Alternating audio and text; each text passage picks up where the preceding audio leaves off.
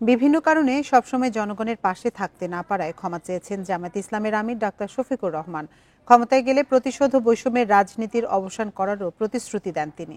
এক সংবাদ সম্মেলনে তিনি এসব কথা বলেন।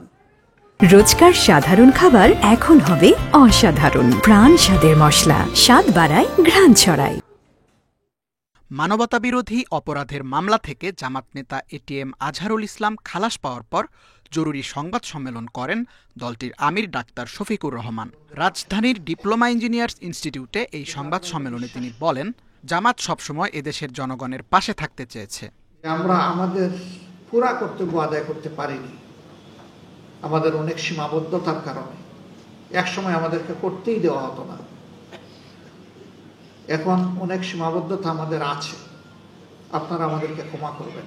তিনি অভিযোগ করেন, মানবতাবিরোধী অপরাধের বিচারের নামে জামাতের নেতারা গণহত্যার শিকার হয়েছে। ব্রিটেনের আদালত বলেছে জেনোসাইড টু দ্য জাস্টিস, আর আজকে আমাদের আদালত বলেছে, আপিল বিভাগ, মিসক্যারিয়েজ অফ দ্য জাস্টিস, ন্যায়ভ্রষ্ট রায়। তিনি আরও অভিযোগ করেন, বিচার বিভাগ ও সরকার ঠান্ডা মাথায় খুন করার ছক কষেছে।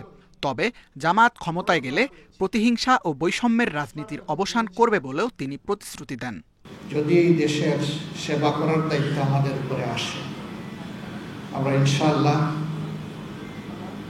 প্রতিশোধের রাজনীতির অবসান ঘটাবো। Tanvir Ahmed, independent news, Dhaka.